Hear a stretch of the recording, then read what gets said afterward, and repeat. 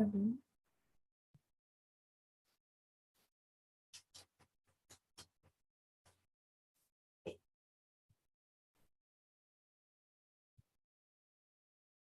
everyone, here we go.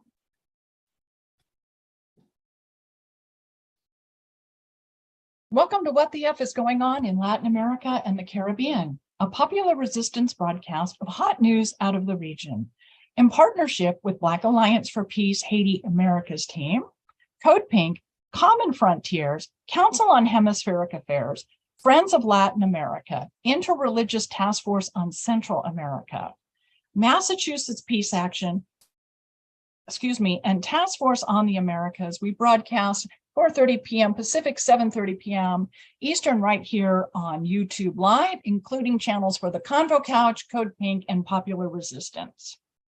Post-broadcast recordings can be found at Apple Podcasts, Spotify, Telegram, radindiemedia.com, and now under podcasts at popularresistance.org. Today's episode, 219 Years of Haitian Independence, a history of the first revolution in the Americas. And I'm really, really excited, all of you, to meet three of my friends that I have worked with for many years in the San Francisco Bay Area. I'd like you to meet my three friends from the Haiti Action Committee.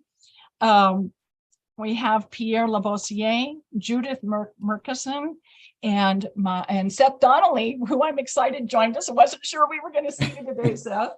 So Pierre is actually the founder of the Haiti Action Committee. He was born in Haiti. He is a veteran labor and human rights activist. And as I said, he's the co-founder of Haiti Action Committee, and he's also a board member of the Haiti Emergency Relief Fund. Judith's work, she is part of the Haiti Action Committee as well.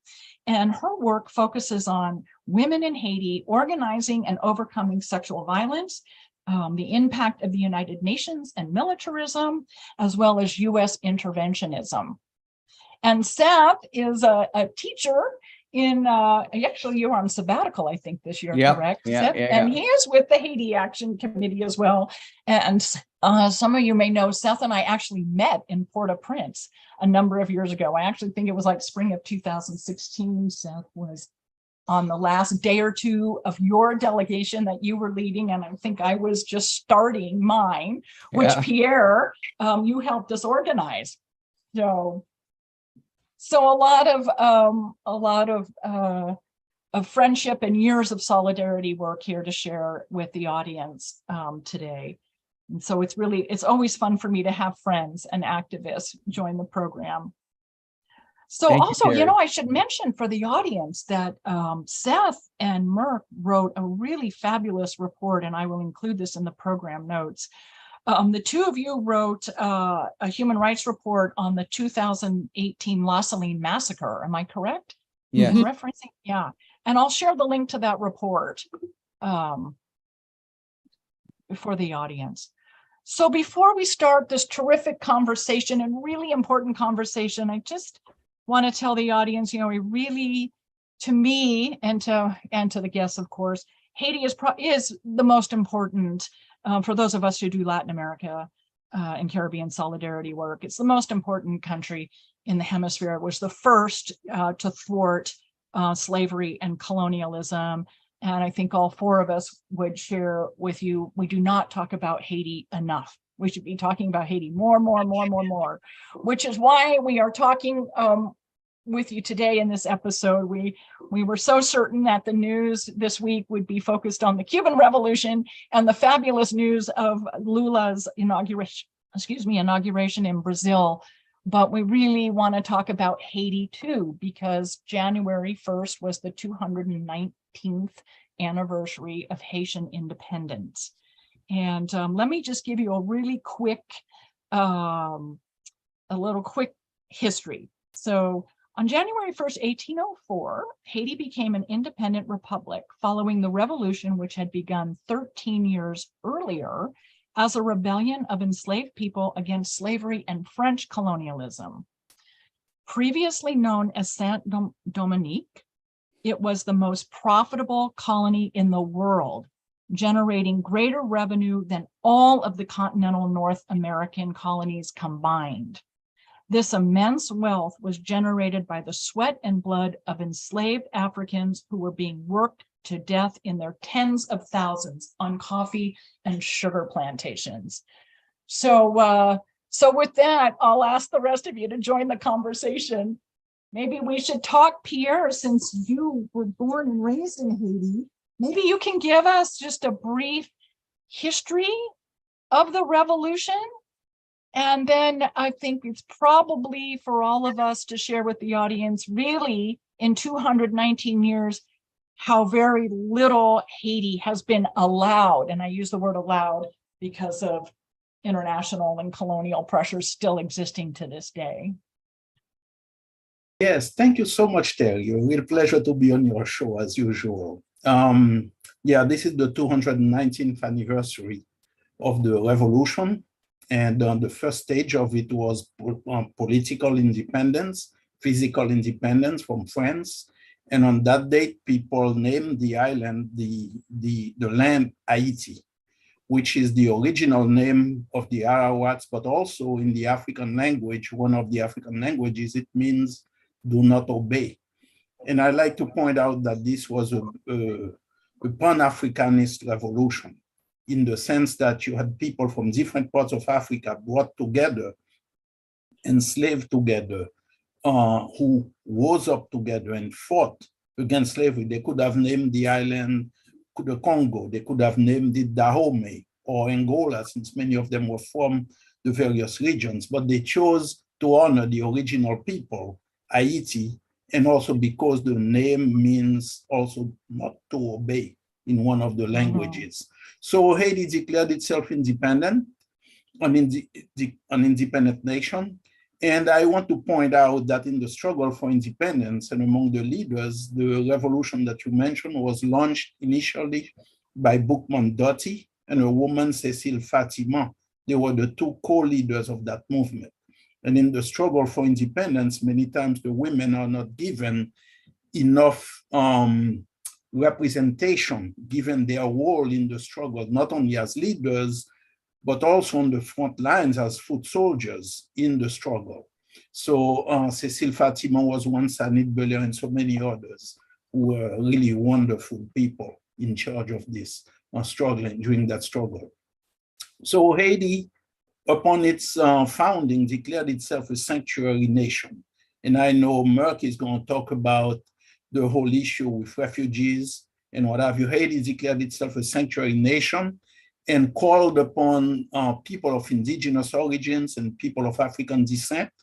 Whenever they escape from slavery or touch Haitian soil, they would become Haitian citizens, and Haiti would fight for their freedom. I want to close briefly by saying that not only did Haiti declare itself a sanctuary nation, but Haiti also made it as part of its DNA, express its solidarity with people struggling for freedom and independence and against slavery. In that respect, Simon Bolivar came to Haiti seeking assistance, Miranda before him, later on Simon Bolivar, and Haitians provided him with shelter. They provided him with weapons, ammunition, and many Haitians who were veterans of the war against Spain, Britain, and France, because during those 13 years, the enslaved Africans had to fight against all of those big powers in order to become independent and abolish slavery. So they went back with Bolivar, at least on 2 occasions, where he successfully was able to defeat Spanish colonialism. When he asked how should he repay Haiti, and the Haitian president had told him at the time, and the Haitian people had told him, all you have to do is to abolish slavery. This is our only condition for payment. So I'll stop right there.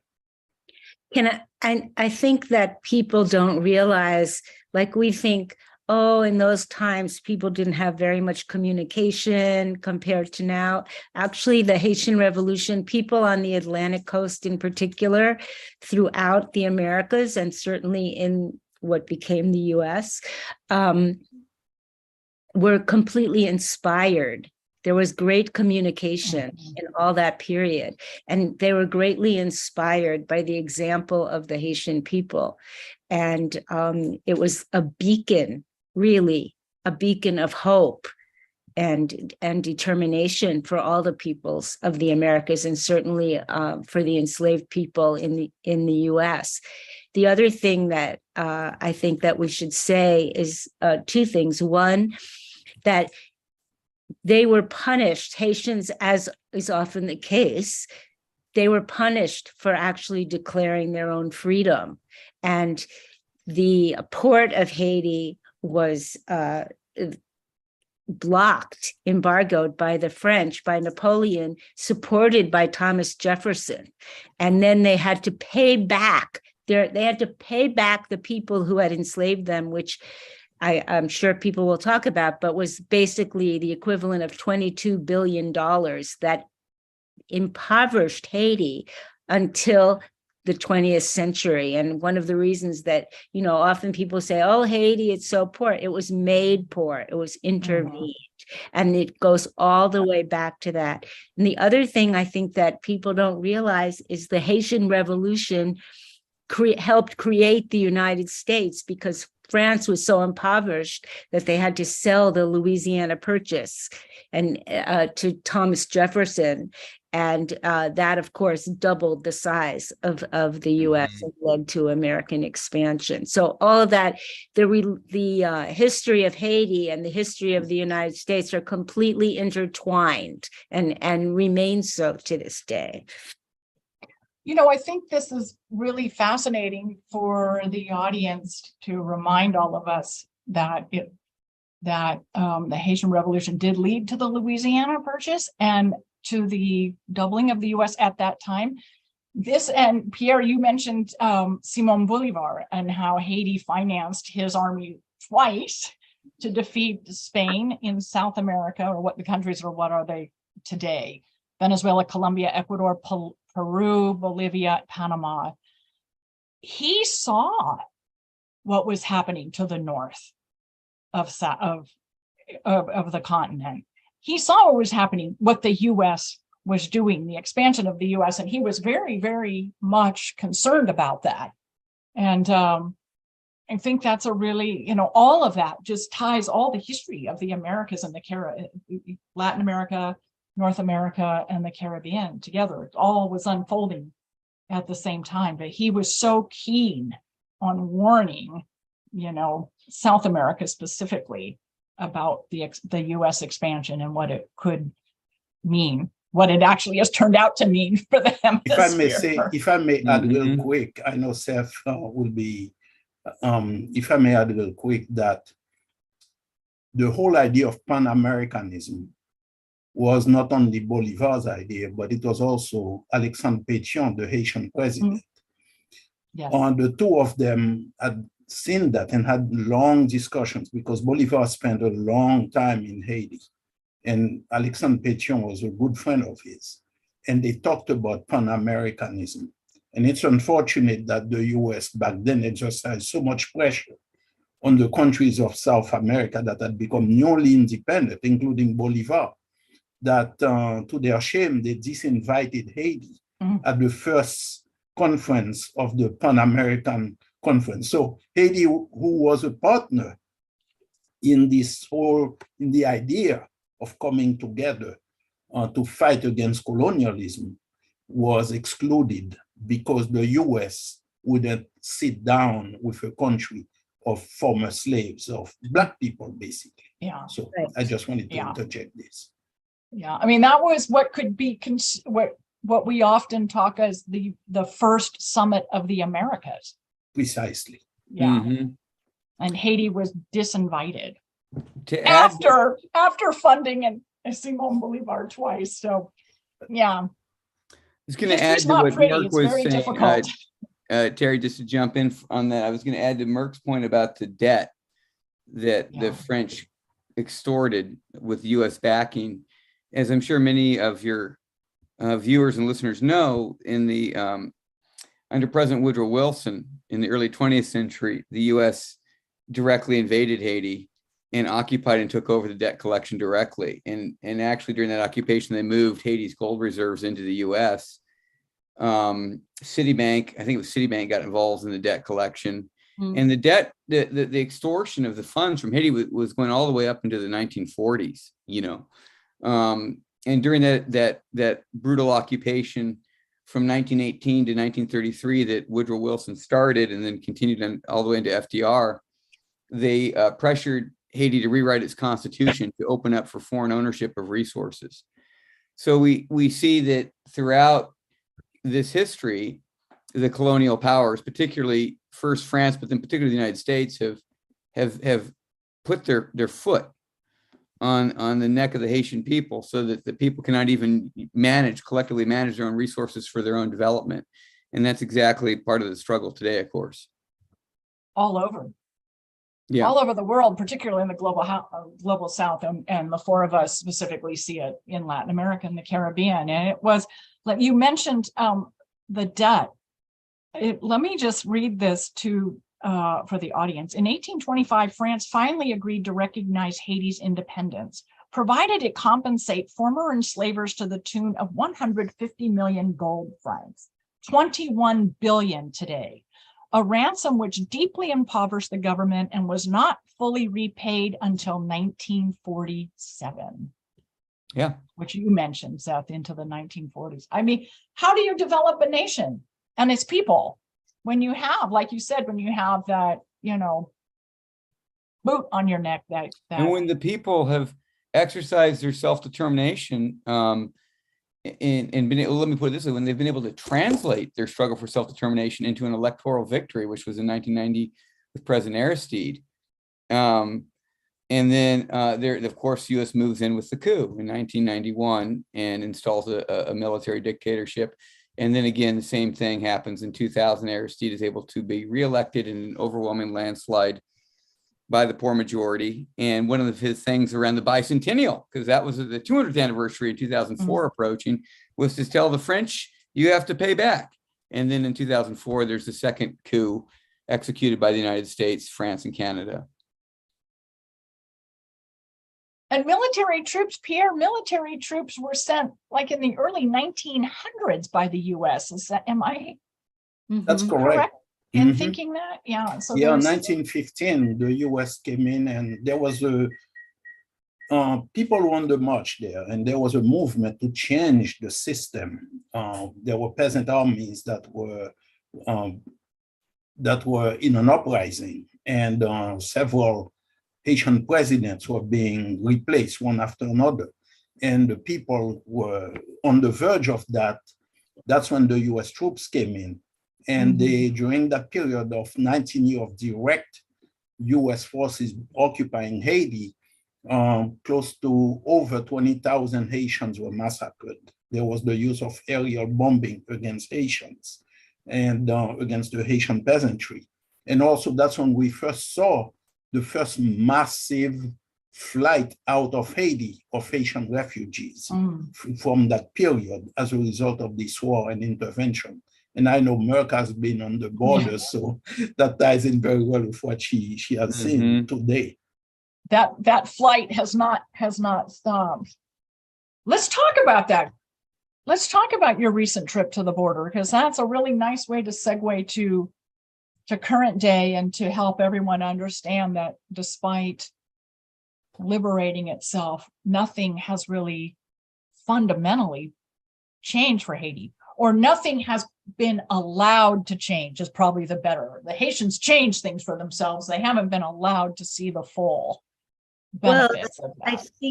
I think we have to step back a minute, because I think probably people have heard how horrible or how desperate the situation in Haiti is right now, and that the country, basically, civil society has completely fallen apart. There is no government. The government that exists with Ariel Henry he is not an elected official. He has been appointed by the United States and Britain and Canada. And he quite recently, in fact, I think in the last week, Pierre, he's declared that there's going to be an electoral commission that he appoints himself, that the broad sectors of Haitian society have rejected. And the US has said that he can stay in until 2024. At the same time, the US has and Haitian elite have weaponized gangs, and there's mass violence in Haiti, and nothing is quite functioning. And so all of this is leading to the threat of yet another intervention. And I know people have— It's almost like it's being orchestrated. Yeah, exactly. Absolutely. That's it feels like that, you know, a lot. And what this has resulted in is a massive immigration from Haiti and a refugee crisis. This is not just a migrant crisis, this is a refugee crisis. But at the same time, and perhaps people saw a year ago those horrific images of border guards on horseback whipping Haitian refugees. And so they sort of cooled that. But at the same time, in the last year or so, 30,000 Haitians have been deported and flown back to Haiti to this horrible situation, and that's in the United States. They're also deporting thousands. I think it's in the fall, 15,000. And Pierre and Seth can talk about this more, were deported from the Dominican Republic back to Haiti. And so Haiti people's situation it's not livable. And so today, actually, Biden made a speech saying that there's going to be a new immigration plan for Haiti. And it's interesting that they lumped Haiti in this. Haiti, Venezuela, Nicaragua, and Cuba, that no longer are people going to be allowed to have just come to the border and have asylum. The ironic situation is that in order to even be processed for asylum these days, you have to enter the country illegally. So you have to go, it's completely nuts. So Haitians have to go and risk their lives either over land through Panama, or through Colombia to Panama and up through Mexico, or over the, today, I think it was 150 came to the Florida Keys. So either you have to risk your lives, and when you were talking about Haitians, half of the people that we're talking about are children, and of those, half of those are under 5 years old, or you can't come. And now they're saying, well, that's not going to work. So therefore, you have to apply in your own country. You can't apply in Mexico. You have to apply in your own country on your cell phone, and you have to get a security clearance, and you have to have money and all that. And maybe they will give you asylum. They're going to allow 30,000 people from all these countries per month. So that's going to be 30,000 people with money. Yeah. I mean, it's a certain economic class that has a cell phone, who actually has a paid account that's operable and can, that's economic definition right there. You're supposed to fly on a plane, and in order to even come, I mean, our experience at the border was seeing all these people who had paid thousands and thousands of dollars to cartels to even be brought here. I mean, the situation is so inhumane and disgusting that it's something that we really have to pay more attention to. I will say also, just having spent so much time in Mexico the past year, particularly since February of 2022, what you are describing, Mer, is completely antithetical to the treatment of the white Christian Western Europeans fleeing Ukraine. Completely different treatment. Precisely. And people in Haiti, or not only in Haiti, but throughout the world, are very aware of that. The blatant racism, not only of what happened on the border, but how Biden, as president of the US, flew to Poland, I believe, last year to kiss little babies from Ukraine, to roll out the red carpet for for Ukrainians, which is the way refugees should be treated. Right. But this treatment of people as human beings is being denied to Black folks and to people of color. And so, to Haitians and people of color. And this is to Africans, a number of Africans. And when you look at US foreign policy as created, not only in Haiti, but in these other countries, a hellish situation for the population there. Merck mentioned earlier about the weaponization, the weapons that are flooding into Haiti, coming from the United States. And the US, there is a great deal of control over these weapons coming into Haiti to weaponization society and to really wage a war against the people of Haiti in order to make them leave their land, in order to take their resources. And this is what's going on. I know, people don't want to leave their own country. People I think often people go, oh, these places, they're such a mess. They're coming to the US for a better life, which they are, how ironic, because these are countries that are intervened. They are made poor. Their situation is made poor. And it's really important that we tie, when we look at the situation of the border, that we tie the two things together, that we tie foreign policy and US intervention is the other side of how they're treating the people when they come here. And also it's bipartisan. It's the Democrats and the Republicans. And we see that in like you mentioned, in terms of the deportations Mark was talking about, and expanding the use of Title 42, which they announced today too, right? That they're just going to randomly, you didn't have to give a reason. But the other thing that the Biden and the Democrats have done is they've dramatically increased U.S. funding for the Haitian police above the levels even under Trump. Trump had quadrupled it, but then Biden took it further. For example, last year they put 48 million taxpayer dollars into bolstering the Haitian SWAT capability of the police. And so it's, when you look at weapons, you look at training, and the police are demonstrably linked through massive evidence to the paramilitaries and to the gangs. There's zero doubt that the killings, the extrajudicial killings, the massacres are linked to the police in case after case, such as the La Saline massacre. So it is by design. The United States is making life hell in Haiti, and then they are ratcheting up the inhumanity at the border.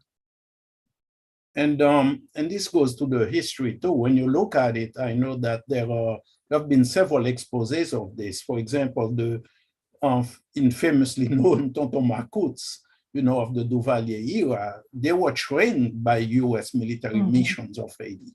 Trained, financed, supported the Duvalier dictatorship, both Papa Doc and Baby Doc, financed, supported by so what we are witnessing right now is a rehashing on the FRAP organization that succeeded the Tonton Marcouts.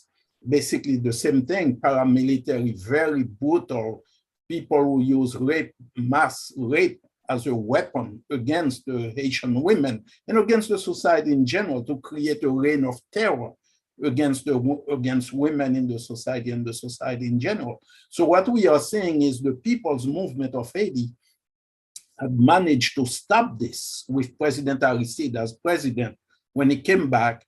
But now we've had a coalition of countries like the US, France, Canada, what they call the core group of countries. They used to call themselves Friends of Haiti. They're a group of 9 countries and also international organizations. Brazil is part of it too. And they have pulled themselves together and they decide everything that goes on a daily basis in Haiti. And all this reign of terror, Haitians attribute it to them, and people in Haiti calls them the core gang, not the core group, because they say they are the biggest, the leadership of the gangs that are making life so hellish for the Haitian people. Yeah, so it's like they make life completely miserable, and then they say, life is totally miserable. And the head of the UN today said, Haiti is on the brink of an abyss, so therefore we have to intervene. And, there's the human rights argument. Yeah, we have to, we create the human rights crisis, right, and we're going to go in and be the people who rescue them. And, you know, it's interesting that you talked about the first Pan American meeting, because it's so contradictory. Last week we did see Lula again gain the presidency in Brazil, but yet Lula Brazil was the head actor when the UN intervened after the 2004 coup and had a brutal occupation under UN occupation, which hasn't completely ended and now is threatening to go back again. Yeah. So I think that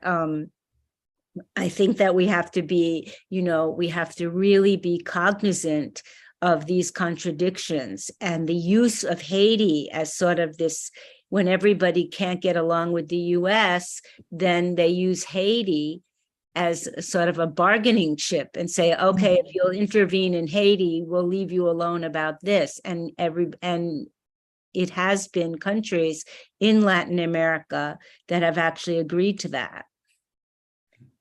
And Terry, real quick, I would not be happy with myself if I don't strongly denounce Lula, as I'm denouncing Bush, as I'm denouncing Biden, because Lula, as head of Brazil, he was very aware of the atrocities that were being committed by the troops. As head of the United Nations forces, Haiti has been under UN occupation ever since the 2004 coup, which the French, the Canadians, and the US organized, and created a lot of paramilitary death squads to kill the Haitian people. This is continuing to this day. The occupation has been uninterrupted. And so for them to pretend now, as Mark said, that they are going to come and restore and do this, and no, they are the ones who are managing this entire operation and trying to fool people. So I strongly denounce Lula, because at the time, people thought that socialist Lula, that something good could have come out of him being the head of the United Nations forces. But very quickly, he showed his true colors by conducting so many massacres in Haiti under their command. So whenever I hear people praising him, I'm in support of the people of Brazil. And people in Brazil were outraged when they found out, a lot of people, but the information has been suppressed. So I strongly do denounce Lula for having the blood of the Haitian people on his hands. And the Brazilians were in the military command of the occupation. Yeah. So this is why I really so wanted all of you to join the program this week, because this week is so important historically, right? We have celebrating the Cuban Revolution. We're celebrating the re-election of Lula and his inauguration. And somehow, we fail to talk about Haiti and its Independence Day being January 1st, 1804, and all these historical events and threads that are playing out. And, it's not as pretty as we all want to think, despite, what we believe we're seeing unfold throughout the hemisphere with center left to radical left governments. Pierre, while you're talking about Brazil and Lula, what's happening with Mexico and Lopez Obrador? Because he also has just recently agreed to support U.S. interventionism in Haiti.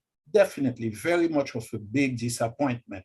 But I'll have to say this, let me give a powerful example of what solidarity is. The Cubans, for example, it's been a different case with them, the way they treat Haitian refugees with dignity. And that has been historical ever since the Cuban Revolution. Cuba has been really treating Haitians, both the Haitians who were in Cuba and those who were refugees who happened to stop by Cuba, they've been treating them with the kind of respect and dignity that is correct. And the Haitian people do not forget that. When the coup took place, only Cuba and Venezuela had refused to join the UN forces when many of those so-called socialist countries of South America, of the Americas, were actually flocking to join that and be part with the US in this venture. And so I wanted to raise that. So Lopez Obrador, to me, is following the same kind of racist attitude, doing the bidding of the US in terms of its really denying the Haitian people right to their sovereignty. It's as if Haitian lives do not matter. Not it's as if to them Haitian lives do not matter. So it's an expression of racism.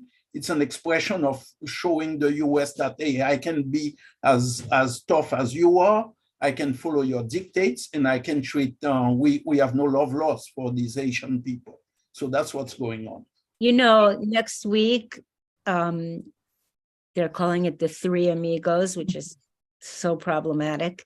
You know, it's actually going to be our episode next week. Yeah, you know, Biden is meeting with Trudeau and Prime Minister in Mexico and Lopez Obrador, Trudeau, yeah, and Biden. Right, Lopez Obrador, and so they've made these agreements, and certainly this latest immigration policy, which I think is so interesting that they lump Haiti with Cuba, Venezuela, and Nicaragua, which they don't have diplomatic relations, and yet Haiti is in there too. They made this agreement with Mexico in mind, and there are thousands of Haitians now on the border in camps in Reynosa, which is opposite Camp McCallum in Texas, and there are also hundreds in Tijuana, and there are Haitians coming through the border at every juncture. So this is all completely agreed upon between Mexico and the United States, and Canada has always played a role in terms of what's going on. So what has happened, or what's the foreign policy narrative, quote unquote, coming out of Washington, D.C. to have Haiti as is lumped in with Cuba, Nicaragua, and Venezuela, which, you know, it's called what do they call it? The Troika of Tyranny is what the U.S. refers to those three countries. What's happening? Is there something specific happening in Haiti, foreign policy wise or trade wise? Are they buying oil again from Venezuela, or what's happening? I don't think there's any kind of serious like lumping in terms of the governments. What's happening is they're just, in light of the massive refugee crisis out of Haiti, they've lumped Haitians together with some of the immigrants and refugees from these other countries. But the Biden administration remains steadfast in supporting the Ariel Henry dictatorship, which, as Merck mentioned, has been ruling. Henry came to power in July 2021 after the assassination of President Moise.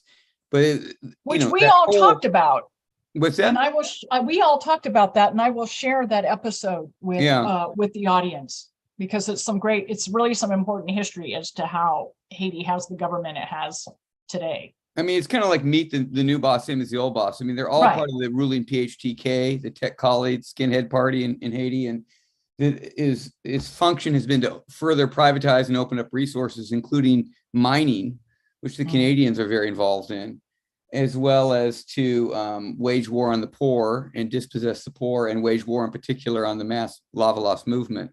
So the Biden administration is steadfast in supporting, and they play out this fiction that this current government can somehow organize elections in the future, which the people on the ground in Haiti know is a farce, that this government can't be trusted whatsoever. Well, it's another U.S. appointed government. Yeah. Precisely. And, this falls within the same pattern of what we had seen. You had asked about 1915, the early 1900s, and that's what the U.S. had done. It's appoint people, puppets, and putting them in. Same thing that it did with the Duvalier regime. The only time that I can say that the Haitian people have themselves chosen with the ballot their own representatives, their own president and leadership was in 1990 during those elections, and also in 1995 during the elections of 95, and in 2000. You know, when the Haitian people themselves had used the resources of the country and had used the people, the monies of Haiti, and done their own elections. But other than that, it's been always staged, always stuff that have been put together either by the US or using the Haitian military that was directly funded by the United States and controlled even the elections of Papa Doc Duvalier. That was also an imposition on the Haitian people. So, and that's why the US quickly moved in with coups d'etats to thwart what the Haitian people, their choices, which was President Aristide and many of the local representatives of the Famille Lavalas political organization. So, go ahead. One thing I think is really important, because sometimes it becomes very confusing about what should happen and about how people use the issue of humanitarian crisis and how people use the issue of human rights. And the first thing is, as you said, Terry, the progressive people in the United States do not pay enough attention to Haiti. You know, and here's a Black country and people are saying Black Lives Matter, and it has to also be about Haiti. They don't pay attention. And then many people get confused and they say, well, it is a humanitarian crisis. Shouldn't the United Nations go in? And I think that we have to be very clear that the United Nations in this instance is an imperialist power. And, you know, just because people wear blue hats doesn't mean that they're peacekeepers, like armed peacekeepers. It's an oxymoron, you know, and the UN occupations in Haiti have been brutal and have caused cholera, rape, and mass violence. And so Haitian people have to, you know, they have to deal with the situation themselves. Yeah.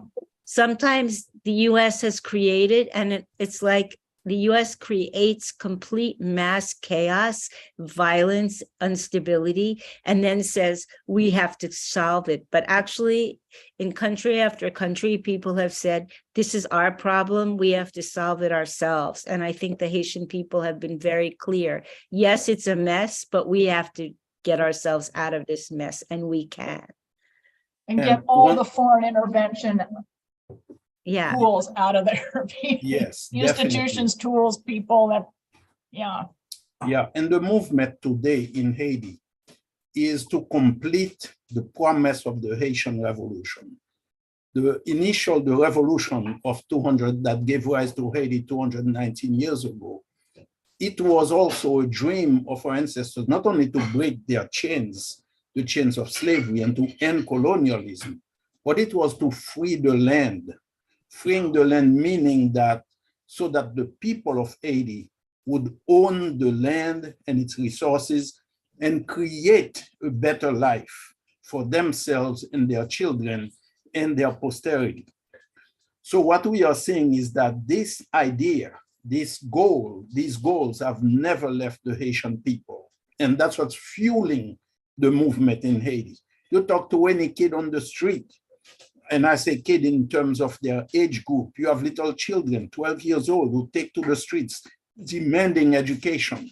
You have elderly folks demanding the right to eat, the right to have shelter, housing, healthcare, food to eat, you know, and all clean drinking water. And this is something that the people are fighting for.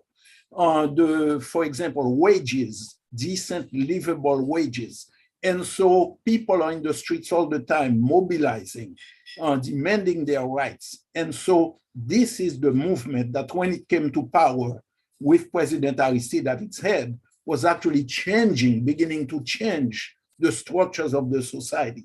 The economic structures were being changed. And so that's why the US came in 2004, came before that in 1991, and again in 2004 to stop that process.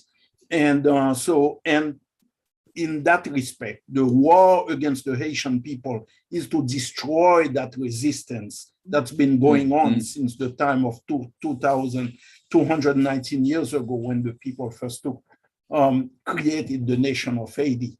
And today they are determined to continue in that light to create a nation that is based on laws and on equality of our people.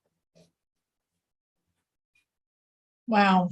I'm listening to you, Pierre. I always love listening to you speak, especially your activism is so powerful. All three of you, your activism is so powerful. But here, I will share with you and the audience, you are one of the few Haitians, born and raised Haitians that I know. And so I'm always just so, such an open, mind and heart to hear you speak. And in listening to you, because everything you're talking about today is everything the Haitian people fought for and believed they won on January 1st, 1804. And you're still fighting as a people. You're still fighting for exactly the same things that you thought had been accomplished in 1804. And that's why I keep saying throughout our conversation that, the Haitian people are not being allowed, and it's not just Haiti, but Haiti is probably the prime example in the hemisphere of not being allowed to exercise the freedoms, the liberty, the independence that you won on January 1st, 1804. And I would think that reflects, more than anything, that reflects the failure of inside of North America, inside of the US, of the movements here to really, dismantle things the way they should have been, and obviously there's been hard repression that the US government has used against many of those movements, like through COINTELPRO. So it's not to blame people who were the victims of repression inside of North America, but as a whole, inside of the United States, we still need our own homegrown lava laws to really take down the capacity of the United States to constantly hold human rights hostage in Haiti and everywhere else. One of the things that they have done, and when I say they, I mean the various right-wing forces, it's to prevent the history from being shared. One of the things about the Haitian Revolution, and I have to praise the Polish troops, who at the time when Napoleon had conscripted them and sent them over to fight against freedom, the movement for freedom in Haiti, once they realized what was happening, they defected from the French army of Napoleon and joined the Africans. And among them, there were Germans as well, who defected from the troops of Napoleon when they found out that they were trying to restore slavery, and they joined the Africans. And to this day, their descendants live in Haiti and in various regions of Haiti, the descendants of the Polish and the Germans who had defected and joined the revolution. So you see, the Haitian Revolution was not only Pan-Africanist, it was a humanist revolution. So these examples of the power of people uniting together against a system that's imposed upon us by a few greedy folks to create misery all over the world, that has to be, those forces don't want people to know that true story. And so this is a result of this constant demonization of Haiti, the dehumanization of the Haitian people, and to marginalize the Haitian Revolution to such an extent that even people who are very progressive-minded, people who call themselves communists and what have you, do not feel the kind of connections with Haiti that normally they should be feeling because simply of the truth, the reality of what the Haitian Revolution has been about and the struggle of the Haitian people continues to be about. And I think also because the Haitian Revolution is very homegrown and doesn't look the way people are traditionally looking at what progressive movements should be or socialist movements should be. And so it's discounted. And Yeah. I think that's very dangerous. And, each country has, as I said before, each country has to determine their own destiny and their own model.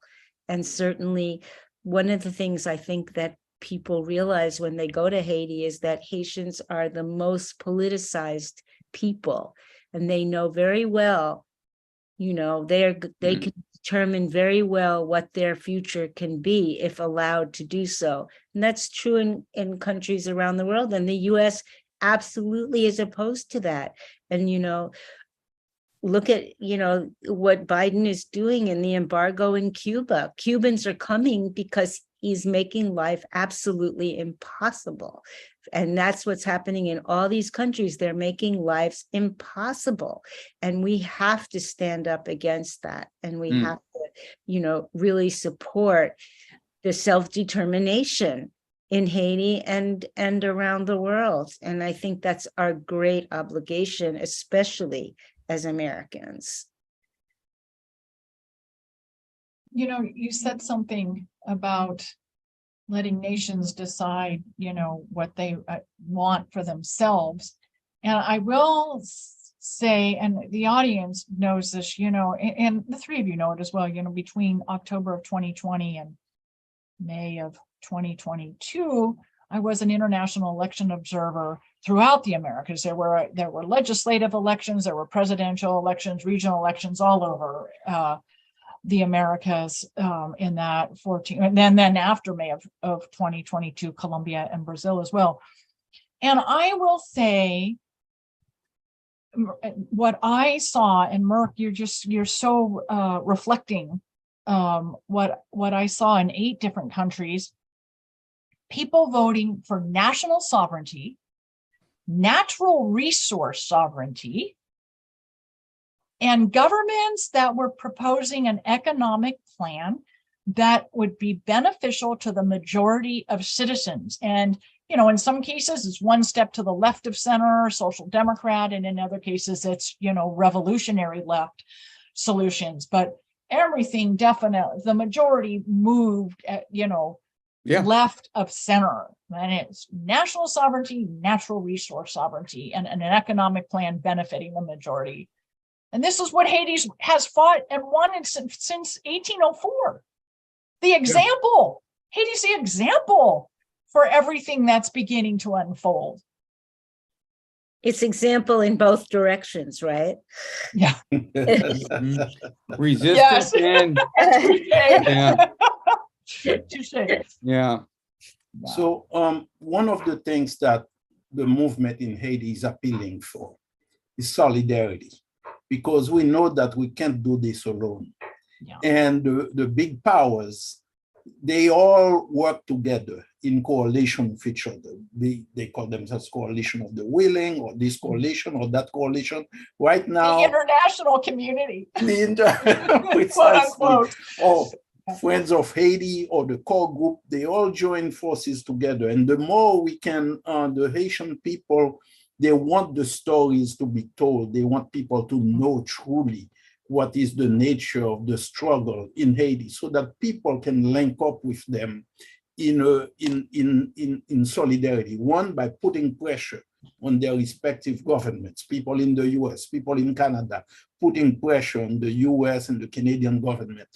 Just like the people in Brazil had put pressure on Lula when they realized what was going on in Haiti at the time, and the role that Lula was playing in the name of the Brazilian people against the Haitian people. So it's that kind of solidarity that is needed. The other thing is that there are good examples of organizing at the grassroots level. People are building a new Haiti. People are building institutions, schools, local clinics, universities, and that people are building in Haiti. And so these needs to be supported as well, because the monies of the UN, which is really our tax money, the tax money Yes. we give that people of the world provide actually goes to the UN, and they are funding a minority, a ruling, they call themselves an elite, but a ruling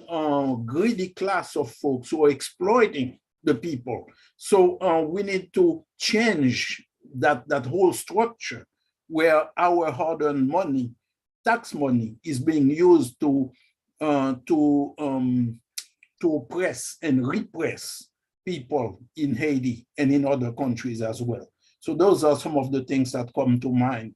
But the only way people can do that is by knowing the facts, knowing the reality, breaking through this curtain of lies that hide what's going on there and misrepresent the people of Haiti as if we're incapable or we are Black people, we can't do things on our own, that kind of line, racist line that they are putting out there.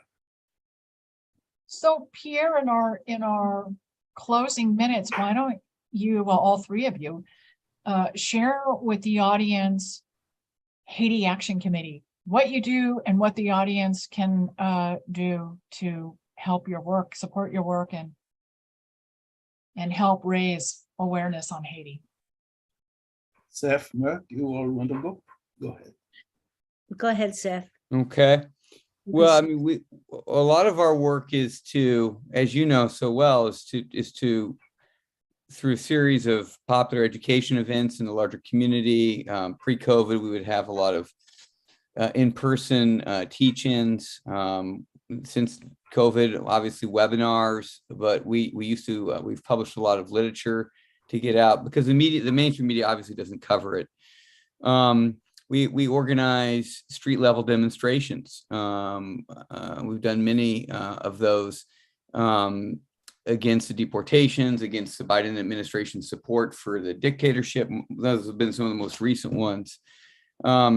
I think as an organization that Pierre and Robert Roth co-founded way back in, I think it's 1991, right, Pierre? Is it? Yeah. What makes Haiti Action particularly so unique is that it's got such strong ties, especially through Pierre, but also with Robert, with the mass movement on the ground, and with the Lava Lost movement. There's a strong sense of the popular organizations, and so a lot of our webinars and our teachings directly incorporates these incredible activists and leaders inside of Haiti. We also try to steer people who do want to make donations to Haiti Emergency Relief Fund, which is kind of like it's not kind of, it is, it's a nonprofit that is able to take donations and then get 100% of the donations to the grassroots movement in Haiti and to grassroots institutions like clinics and schools, et cetera. Whereas a lot of the major NGOs, obviously, they take money, they have a big markup, and then the funds don't actually reach the people on the ground in Haiti. So HERF, we always encourage people to check out HERF. Haiti Action Committee, we always encourage people to go to HERF to make donations as well, because that kind of tangible, concrete support should never be underestimated. I think one of the ways that we support Haiti is that we support the University of the Aristide Foundation, UNIFA, and which has built this incredible hospital and university, graduating thousands of doctors, nurses, engineers, physical therapists, dentists, like from the people. And this is a really great accomplishment in this past period when Aristide came back from exile, and he came back because they handed it. He said he was going to put his energy into education, and they actually have built this amazing institution. And so people should go to Haiti, www.haitisolidarity.net and haitiemergencyrelief.org to get more information. And I think, I think what Pierre said about finding out the truth, and, in other work that I do, we talk about historical denialism, and Haiti is a really good example of denying history and denying the relationship of what of Haiti to the United States. And I think we're really, for people who are watching, we're really obligated to like sift through all the lies and understand the relationship of Haiti, and to get completely rid of this notion, oh, Haiti, it's so poor, it can't take a break, what's the problem? And to look and see the problem is actually US colonialism and imperialism from all these Western powers. And we really, I would just emphasize, we cannot call on the United Nations to bail Haiti out, or the United States. We have to be very clear of no intervention. And that's especially true now. And we also have to be very clear that if the United States and other countries create a situation, then we're obligated to take in refugees, and that's like our moral and ethical responsibility. Pierre, final words? No, I just want to thank you very much, Terry. And I want to say thank you to the people of Code Pink and also others who are members of the audience, to thank them for their solidarity, because I know many people are in solidarity with the Haitian people. And this conversation, as well as others, is so necessary for people to sift through the lies, and it's so important. So I'm echoing what Merck just said, and also Seth, and you, of course, and your work. Yeah. Thank you so much. Thank you, Terry, for all your work, man. Yeah. We love Code Pink. Yeah. Yeah. I should just say, because we on November 1, we moved to Popular Resistance, and Code Pink joined us as a broadcast partner. So let me just share with you, and also just reiterate to the audience, a lot of you already know this, but so we are a Popular Resistance broadcast of hot news out of the region in partnership with, and I would extend this invitation to Haiti Action Committee as well. And Pierre, we can talk after to join us as a broadcast partner, given our new format. So we broadcast via Popular Resistance in partnership with Black Alliance for Peace, Code Pink, Common Frontiers, Council on Hemispheric Affairs, Friends of Latin America, Interreligious Task Force on Central America, Massachusetts Peace Action, and all of your friends over in Marin at Task Force on the Americas. So we're a wonderful, wonderful broadcast coalition now, and that is 9 of us now broadcasting as a coalition for this project. And a huge shout out to Fiorella and Craig at the Convo Couch for giving us Thursday nights at 7:30 p.m. Eastern some space on their channel, which has over 50,000 subscribers. So y'all have a really large audience tonight. Cool. Right on. Right on. Thank you. Yeah. This is great. Yeah.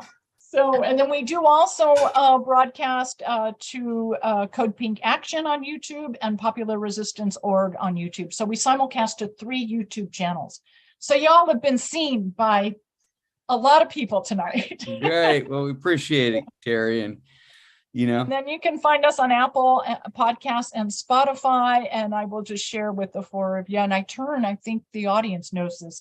After our live YouTube broadcast, I take the audio and turn it into a podcast and upload that to Apple Podcasts and Spotify on Friday mornings. Average episode downloads 2017 as of this morning. That's great. Well, since it's going to be a podcast, I just want to reiterate www.haitisolidarity.net and www.haitiemergencyrelief.org. Wonderful. And I'll put that in the program notes for YouTube. Excellent. And for the podcast to make sure. So thank you. Thank you, everyone. Thank you, Just Terry. Always so wonderful to be in conversation with you. I so value your work, your friendship, and your time. And just remind the audience, we'll be live next week, 7:30 p.m. Eastern. On the Convo Couch, Code Pink, and Popular Resistance Org YouTube channel. So thank you, Terry. See you next week, everyone. Thank you, Terry. Thank you. Bye. All the best. Thank you.